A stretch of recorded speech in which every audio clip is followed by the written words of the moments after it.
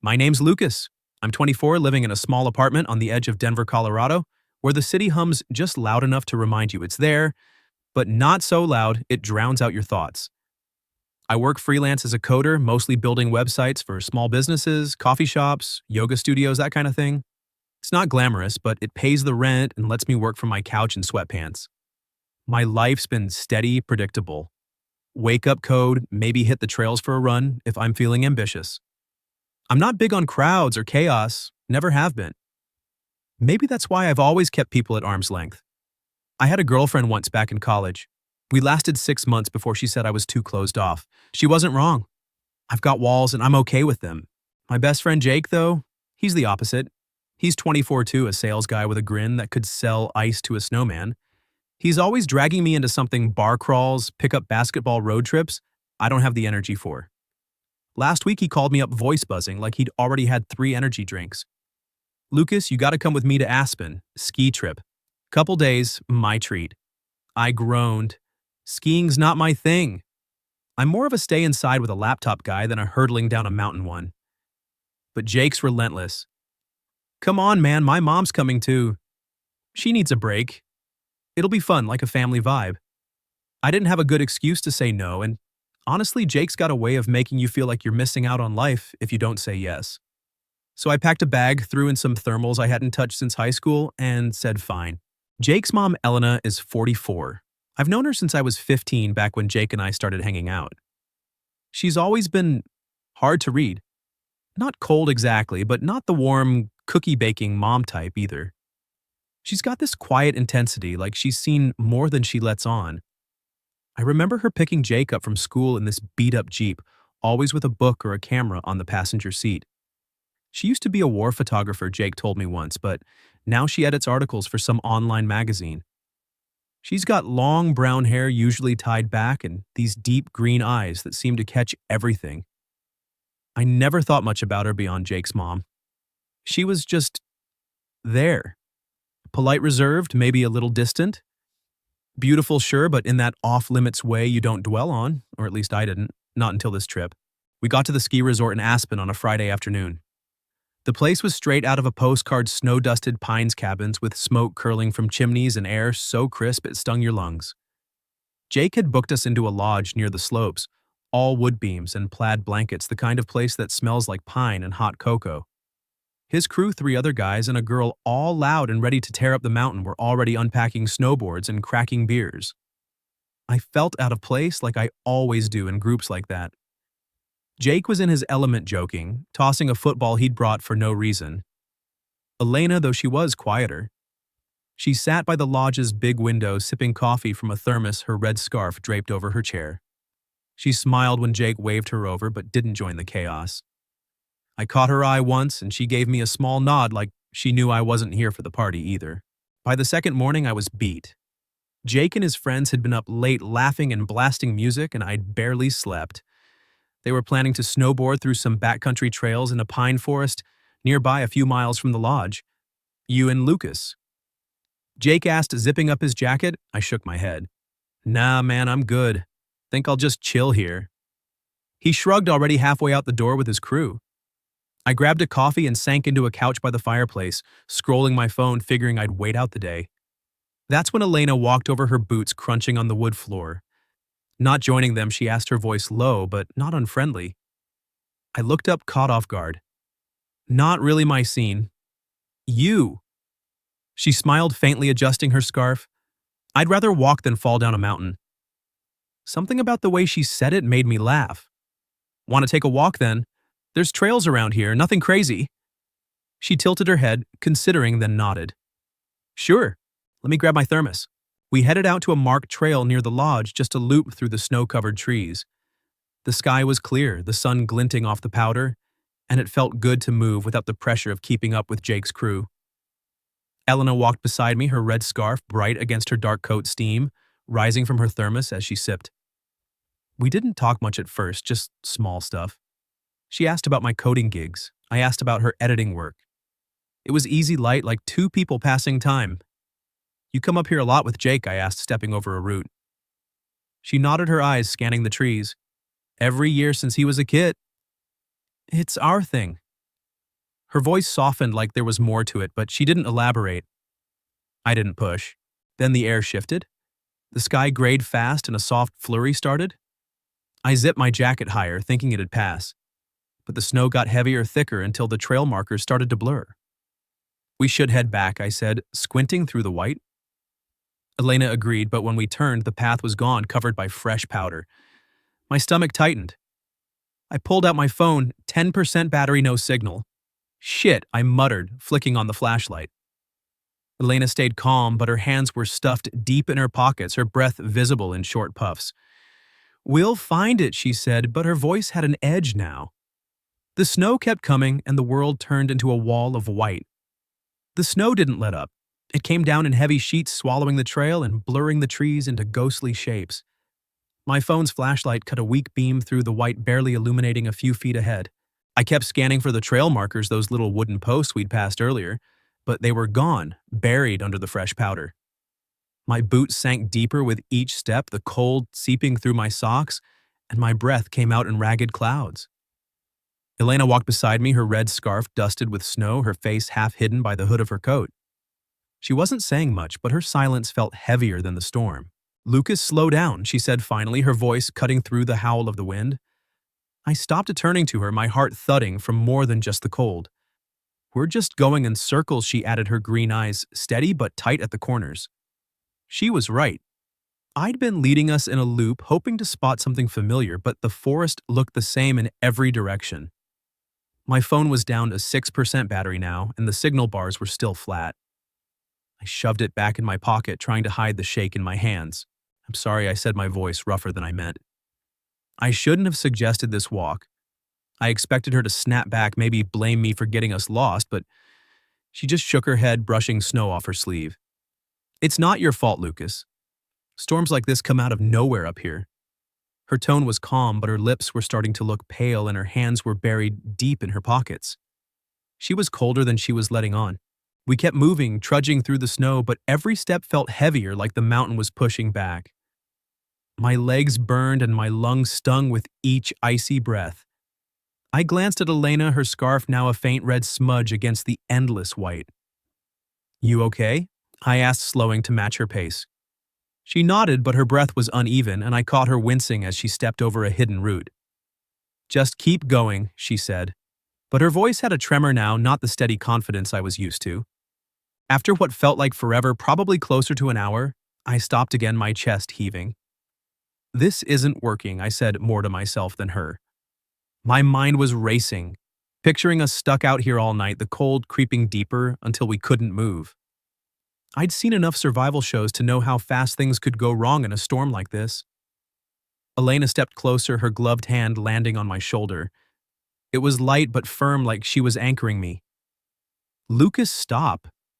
She said, her voice low but sharp enough to pull me out of my spiral. You're panicking and it's making me panic too. We need to think. I looked at her, really looked at her, and for the first time I didn't see Jake's mom.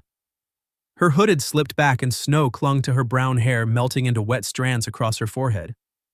Her cheeks were flushed from the cold, her eyes wide but not scared, just focused, like she was sizing up the situation the way she must have years ago in war zones. But there was something else, too, something raw. Her hand was shaking slightly, not just from the cold, and her lips were pressed tight like she was holding herself together for both of us. In that moment, she wasn't the older, composed woman I'd always known. She was just Elena, stuck out here with me trying to survive. Okay, I said, forcing a slow breath. What do we do? She scanned the trees, her breath puffing out in quick bursts. We need shelter. If we keep wandering, we'll just get more lost. Her voice was steady now, but I could hear the effort behind it. I nodded, swallowing the knot in my throat. Right. Let's look for anything, a cave, a tree hollow, something. She gave a small nod and we started moving again, slower this time, more deliberate. I stayed closer to her, our shoulders brushing as we pushed through the snow. We argued a little as we went, not angry, just tense. I wanted to backtrack, thinking we might find the trail again. She thought we should head downhill where there might be a ranger station. Lucas, we're not finding that trail in this, she said, her voice firm but not harsh. We need to prioritize staying warm. I opened my mouth to argue, then stopped. She was right. I was letting panic drive, and it wasn't helping. I reached out almost without thinking and grabbed her gloved hand. "Okay, downhill it is," I said. Her fingers tightened around mine for a second, not letting go right away, and something in that small gesture made the cold feel a little less sharp. We pushed on the snow, piling higher, the wind biting at my face. My phone died completely, leaving us in near darkness as the storm swallowed the last of the daylight. Just when I thought we were done for, Elena pointed ahead. There, she said, her voice sharp with relief. I squinted through the white and saw a faint outline of a structure low and dark against the trees. It was our only shot, and we both knew it. The structure was a small, weathered cabin, barely more than a shed, tucked against a cluster of pines. Its wooden walls were grayed by time, and snow had piled up against the door, but it was shelter. And that was enough. I shoved my shoulder against the door, which creaked open with a groan, revealing a dark, musty interior. The air inside smelled of damp wood and old dust, but it was dry, and that was all that mattered. My boots scraped against the rough floor as I stepped in, Elena close behind me. "This'll do," she said, her voice steady but laced with exhaustion. She was shivering now, her red scarf crusted with snow, her hands stuffed deep in her coat pockets. I scanned the room with the last flicker of my phone's flashlight before it died completely.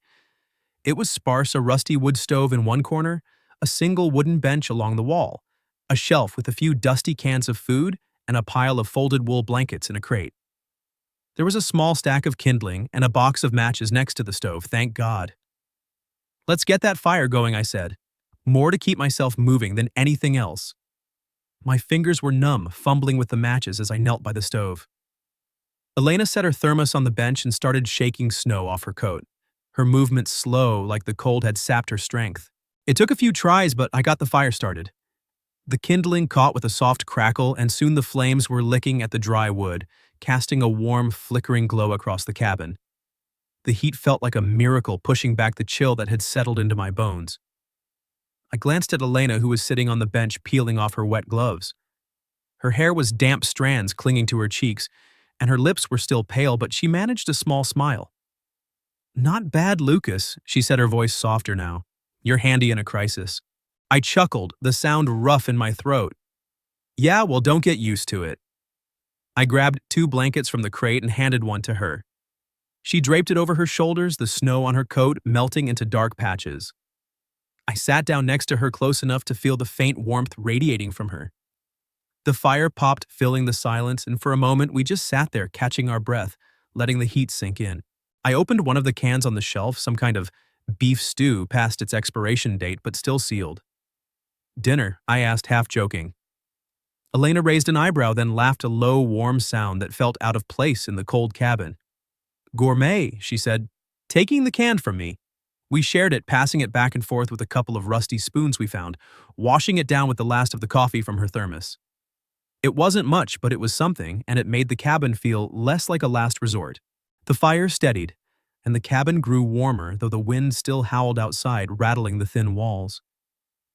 Elena leaned back against the wall, her blanket pulled tight around her. "Jake and I used to come up here every winter," she said, her voice quiet, almost like she was talking to herself. "After his dad died, Afghanistan, when Jake was 15, this was our way of keeping things together. Like if we kept doing this, we could pretend the family wasn't broken." She paused, staring into the fire, her fingers tracing the edge of the thermos. I didn't realize how much I was pretending too. I didn't know what to say. I'd never heard her talk like this, not with Jake or anyone. Her words hung in the air, heavy with something I couldn't quite name. I shifted closer, my knee brushing hers under the blanket. "I didn't know," I said, finally, "about his dad, or any of that." She looked at me, her green eyes catching the firelight, and for a second, I saw something raw, unguarded. "Most people don't," she said. "I don't talk about it. Easier to keep moving." I reached out, hesitating, then placed my hand over hers on the thermos. Her fingers were cold, trembling slightly, and I didn't pull away. "You don't have to keep moving right now," I said, my voice quieter than I meant. She didn't flinch or pull back. Instead, her fingers curled slightly under mine and she let out a slow breath. "Thanks, Lucas," she said, almost a whisper, "for being here." The firelight danced across her face, highlighting the lines of exhaustion, but also something softer, something alive. I pulled my jacket off, It was damp but still warm from my body and draped it over her shoulders over the blanket. She looked at me surprised, then gave a small nod, her lips curving into a faint smile. "You're gonna freeze," she said, but there was no real protest in her voice. I shrugged, trying to play it off. "I'll survive." But inside my chest was tight, not from the cold but from the way she looked at me, like I wasn't just Jake's friend, like I was someone who mattered. We sat there, the fire crackling, the wind screaming outside, and the space between us felt smaller than it ever had. I didn't know what was happening, not exactly, but I knew it wasn't just about staying warm anymore. The fire in the cabin burned steady now, its warm glow pushing shadows across the rough wooden walls. The wind outside howled, rattling the old window panes, but inside the air felt still heavy with something unspoken. Elena sat close to me on the bench, our knees brushing under the shared blanket, my jacket still draped over her shoulders. The faint smell of burning wood mixed with the damp wool of the blankets and the lingering trace of her coffee. Her hand was still under mine, resting on the thermos, her fingers no longer trembling but warm from the fire. Neither of us had moved and the silence wasn't empty, it was full, like it was holding something we hadn't named yet.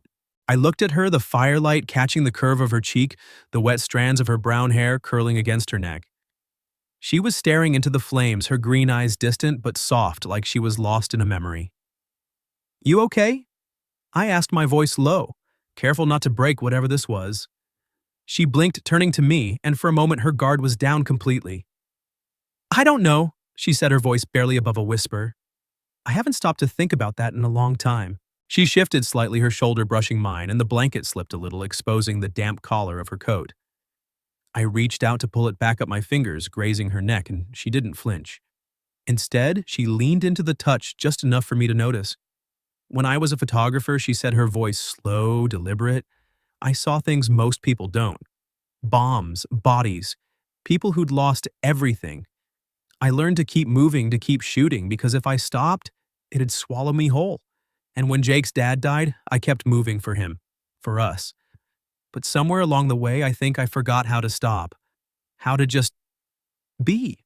Her words hit me harder than I expected. I'd always seen her as strong, untouchable, the kind of person who had it all together. But now, sitting here in this freezing cabin, she was just Elena, not Jake's mom, not the war photographer, not the woman who kept everything in check. She was someone who'd been carrying too much for too long.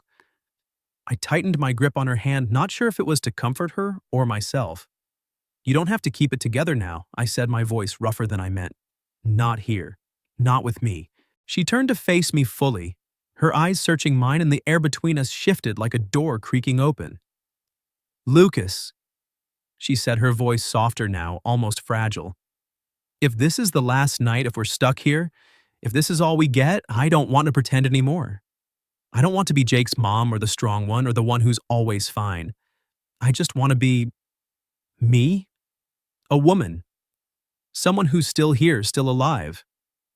Her words hung there raw and unguarded, and my chest tightened. I could see it in her eyes, the weight of years she'd carried alone, the longing to be seen for something other than her roles. "I see you," I said, the words spilling out before I could stop them. "Not as Jake's mom, not as anything else, just you." Her breath caught, and for a moment neither of us moved. The fire crackled, the wind screamed outside, but the world felt like it had narrowed to just us, this cabin, this moment. I don't know who leaned in first, maybe it was her, maybe it was me, but our faces were closer now, her breath warm against my cheek. Her eyes held mine, steady but vulnerable, and then her lips brushed mine, soft at first, hesitant, like she was testing the edge of something dangerous. The kiss deepened, slow and deliberate, not rushed or desperate, but like we were both trying to say something words couldn't touch. Her hand slid up my arm, resting on my shoulder, and I pulled her closer, the blanket falling to the floor. It wasn't about heat or passion, it was about connection, about two people finding something real in the middle of a storm. Her lips were warm, tasting faintly of coffee, and for those few seconds, the cold, the fear, the world outside didn't exist. It was just us tangled in the quiet truth of what we both needed. We pulled back our foreheads, resting together, our breaths mixing in the dim light. "Lucas," she whispered, her voice trembling but not with fear. "I haven't felt this alive in years." I didn't know what to say, so I just held her. my hand resting on the back of her neck, feeling the damp strands of her hair. Me neither, I said, finally, my voice barely audible. I realized then that I'd been just as lost as she was, not in the snow, but in my own life, coding away in my apartment, keeping everyone at a distance. But here with her, I wasn't hiding anymore. We didn't say much after that. The fire kept burning, casting long shadows, and we sat there closer than before, her head resting against my shoulder. The storm outside didn't feel so heavy anymore, not with her next to me. For the first time in a long time, I didn't feel alone. The fire in the cabin had settled into a steady glow, its warmth spreading through the small space, though the wind still howled outside, rattling the old walls. Elena and I sat close, wrapped in the wool blankets, our shoulders pressed together, her head resting lightly against mine. The kiss lingered in the air between us, not just in the memory of it, but in the way it had shifted everything the silence we shared. It wasn't about what had happened. It was about what it meant. For the first time, I saw her not as Jake's mom, not as the woman who'd always seemed untouchable, but as someone fragile, real, needing the same thing I did, to feel something true, even if just for a night. We didn't go further. There was no rush, no need to push past the moment we'd already shared. Instead, we stayed there tangled in the blankets, her body curled against mine for warmth. I could feel the rise and fall of her breath steady now, and the faint tremor in her hands had stopped. The firelight danced across her face, softening the lines of exhaustion, and for a moment she looked younger, not in years, but in the way she let her guard down, like she was finally resting. I pulled the blanket tighter around us, my arm draped over her shoulder, and she didn't pull away. It was the kind of closeness that didn't need words, the kind that said more in its quiet than any conversation could. At some point we drifted off, not fully asleep, but in that hazy space between waking and dreaming. The fire popped softly, the wind a low hum outside, and the world felt far away. I woke once in the night, my neck stiff from the hard bench, and found Elena still pressed against me, her breath warm against my collarbone. Her hair smelled faintly of pine and snow, and I didn't move, not wanting to break whatever this was. She stirred her eyes, fluttering open, and for a second, we just looked at each other in the dim light. "You're still here," she murmured, her voice thick with sleep. "Yeah," I said softly. "Not going anywhere." She gave a small nod, her lips curving into a faint smile, and closed her eyes again. We talked a little through the night in fragments when the cold or the creak of the cabin woke us. She told me about a photo she'd taken once in a desert halfway across the world of a soldier holding a letter from home, his face lit by a single candle. "It was the only time I cried on assignment," she said. Not because it was sad, but because it was so human. I told her about the time I stayed up all night coding a website for a client, only to realize I'd built something I was actually proud of, something that felt like mine. "I don't tell people about that," I admitted. "It feels too small." She shook her head, her hand resting on my arm. "Nothing's small if it matters to you." The hours passed like that, in quiet exchanges and long stretches of silence that didn't feel heavy. I don't know when we fell asleep for real, but when I woke again, the storm had quieted, and a faint gray light seeped through the cabin's window. The fire was down to embers, and the air was colder now, sharp against my face. Elena was still beside me, her head on my shoulder, one hand tucked under the blanket resting against my chest. I didn't want to move, didn't want to let go of this moment, but the world was coming back, and I could feel it. Then we heard it, a low, rhythmic thump in the distance, growing louder. A helicopter. My heart jumped, relief mixing with something else, something like regret. Elena stirred, lifting her head, her eyes blinking against the dawn. "They found us," she said, her voice soft but steady. She sat up slowly, pulling the blanket around her, and for a moment neither of us spoke. The thumping grew louder, and I could hear faint shouts now, voices calling through the snow. I stood, my legs stiff, and helped her up. Her hand lingered in mine, warm and firm, and she squeezed it once hard before letting go. "Thank you, Lucas," she said, her eyes meeting mine, steady but unreadable. "For last night." I didn't know what to say. The weight of what had happened, what we'd shared, was still settling in my chest. "You don't have to thank me," I said finally. "I'm glad it was us." She nodded, her lips pressing into a small smile, and then she turned to gather her things, her thermos, her scarf, my jacket. The cabin felt smaller now, like the world outside was already crowding in. We pushed the door open, the cold air hitting us like a slap, and stepped out into the snow. The helicopter's lights flashed in the distance, and I could see figures moving toward us, their voices muffled but urgent. Elena's hand brushed mine one last time, a fleeting touch, and then she stepped forward, her red scarf bright against the white, ready to meet the world again. The helicopter's roar filled the air as we stepped out of the cabin, the snow crunching under our boots. The sky was still heavy with clouds, but the storm had eased, leaving a quiet gray dawn. My breath caught in my throat, not just from the cold, but from the weight of leaving that small, warm space behind the cabin, the fire, the night with Elena. She stood beside me, her red scarf stark against her dark coat, her face composed but distant, like she was already pulling herself back into the role of Jake's mom. I wanted to say something, anything to hold on to what we'd shared, but the words stuck in my chest as the rescue team's lights cut through the haze.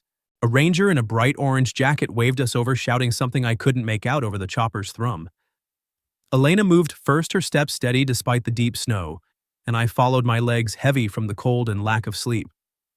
As we got closer, I saw Jake among the group, his face pale and frantic. He broke into a run, stumbling through the snow, and threw his arms around Elena, nearly knocking her over. "Mom, thank God," he choked out, his voice cracking, like he was 15 again. He turned to me, grabbing my shoulder, his eyes wet. "Lucas, man." I thought he didn't finish, just pulled me into a quick, tight hug. I nodded, my throat tight, unable to meet Elena's gaze. The Rangers bundled us into the chopper, wrapping us in thermal blankets that crinkled like foil. Elena sat across from me, her hands folded in her lap, her scarf tucked neatly under her chin. She looked calm, almost detached, but when our eyes met for a split second, I saw it. A flicker of something unspoken. Something only we knew. She squeezed my hand once so quick it could have been a reflex, then let go, turning to Jake as he bombarded her with questions. "We're fine," she said, her voice steady, the same voice she'd used to calm me in the storm. "Just got lost. Lucas kept us together." Jake clapped my back, grinning through his relief. "You're a damn hero, man." I forced a smile, but my chest ached. Hero wasn't the word for what I felt. Back at the lodge, it was chaos.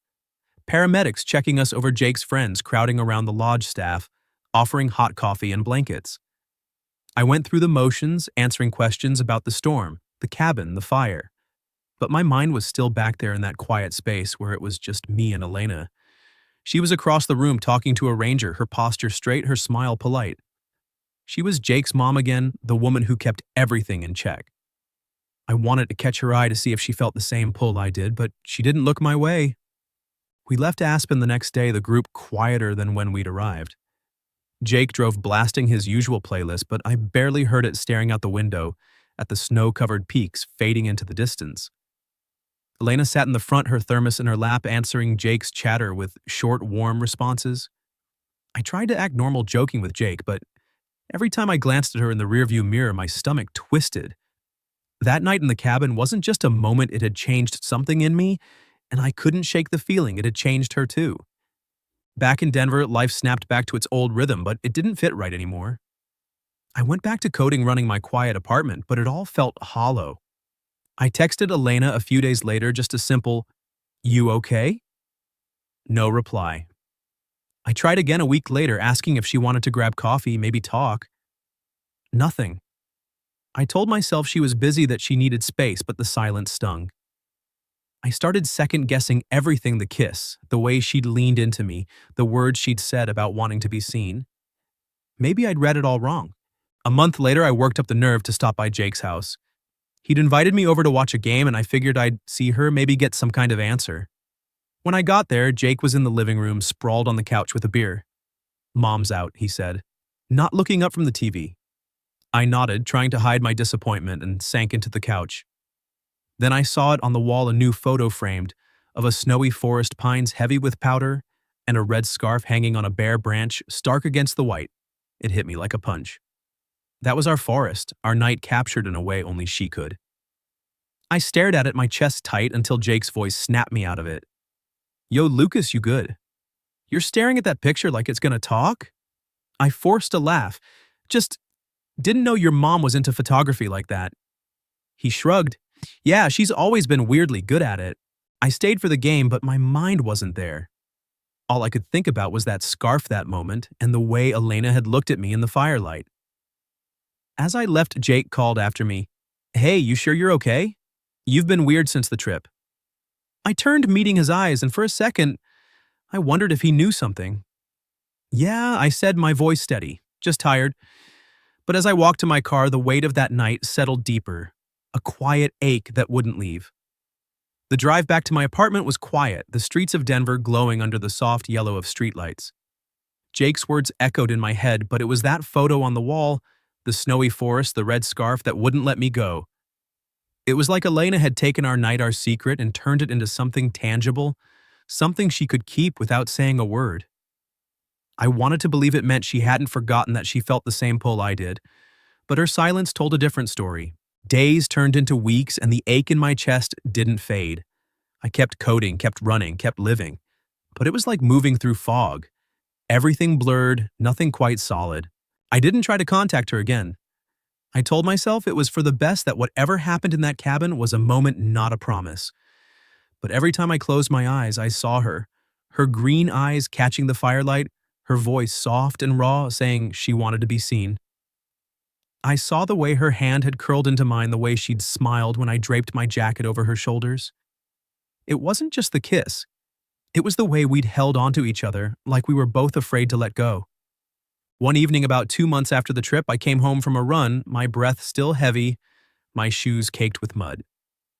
There was a small package on my doorstep wrapped in plain brown paper.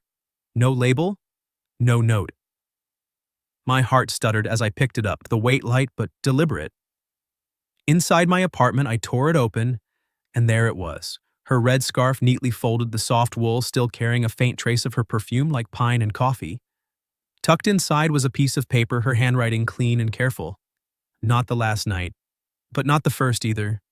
I know I can knock if I need to. I stood there holding the scarf, my pulse loud in my ears.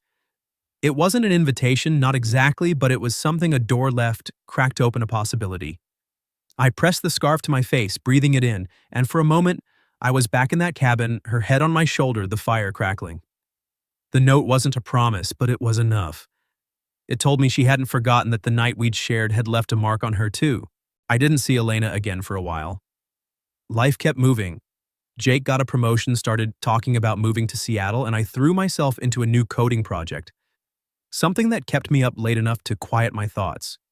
But I kept the scarf on a shelf in my room, next to a stack of books I never got around to reading. It wasn't a trophy or a keepsake.